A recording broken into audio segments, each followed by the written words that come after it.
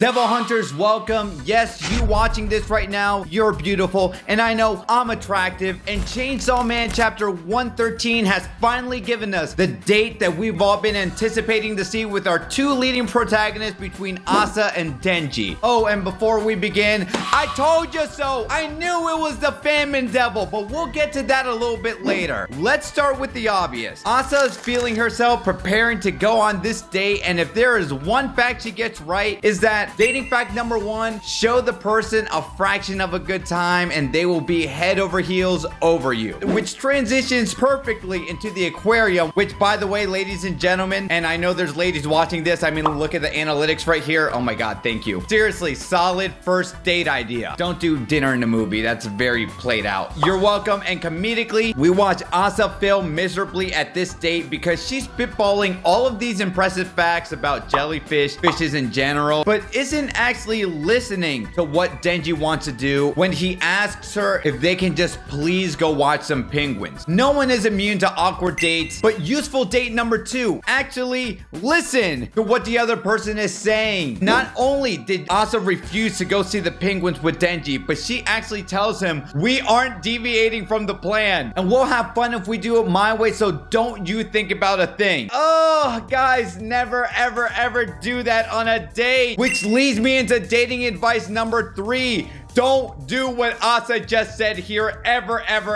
Now, Denji storms off to look at some penguins because who doesn't love to look at penguins at an aquarium? I mean, come on, it's like a missed opportunity. But more importantly, while Yoru tells Asa to chase after him, we see the mysterious blonde hair woman from the Devil Hunters Club appear out of nowhere, adding to the fact that Denji doesn't know the difference between right and wrong, which isn't a complete truth, but one can say Denji does know the difference between right and wrong. It just that his morality skews towards saving, I don't know, a cat as opposed to elderly people and a student. Regardless, the mysterious woman also adds that Asa can't turn people into weapons because when push comes to shove, Asa always has to do the right thing, which through multiple flashbacks we can confirm. Now, the meat and potatoes is finally revealed here when in fact the mysterious blonde woman finally reveals to each and every one of us that she is in fact the Famine Devil, or Fami for short. Now, I know, you can compliment me. I mean, there's a video right now where I talk about the four horsemen where people said, DJ Milez, you got that right. Good job, you called it. Look, jokes aside, narratively, why would the Death Devil show up before the Famine Devil? The Death Devil sounds like a much more anticipated build-up and powerhouse, arguably on the scale of the Darkness Devil in terms of raw strength and potential, than Famine. Famine has some interesting abilities which we'll dive into momentarily, but narratively it made more sense for Famine to show up, and we'll probably get Death Devil maybe at the end of this part, or they will reveal themselves to be the big antagonist of Chainsaw Man Part 2. But with a simple snap, Fami takes Yoru away from Asa and relays the message that any human should be capable of abandoning their morality when they're starving, which metaphorically she's trying to tell her that despite you being very nice, when you're backed up into a corner, you have no other choice. You will do whatever necessary evil you have to survive or get the job done, which in this instance is to eliminate Denji and turn him into a weapon. Now, while Denji storms off, he comes running back into Asa and he's like,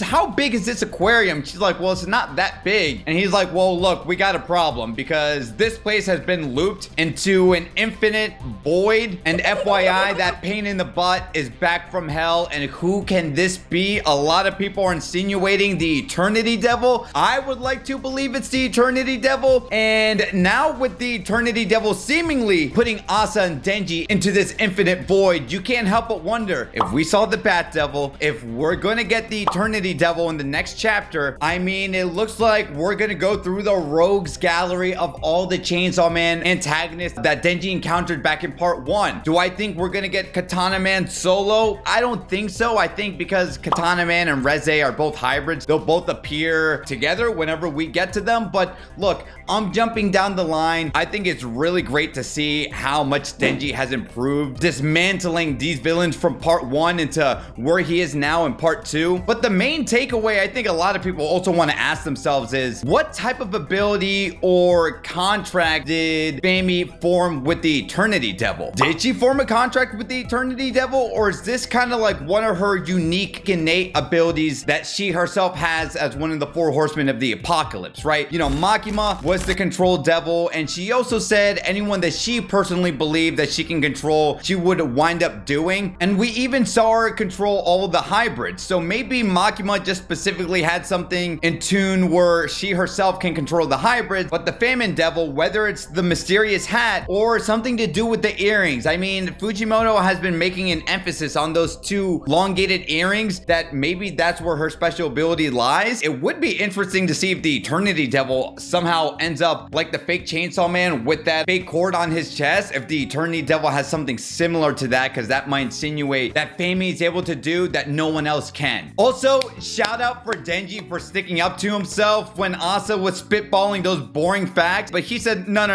you're not telling me what to do. Denji has had nothing but waifus instilling him what he needed to do, and I'm glad he finally stood up for himself and is now thinking on his own. So kudos to Denji. Overall, excellent chapter. I'm curious to know what you guys have to say in the comments down below. And if you want to learn more about the Famine Devil, or how I called Fami was the 4 horsemen of the apocalypse, you are going to want to click on this video right here. Take care.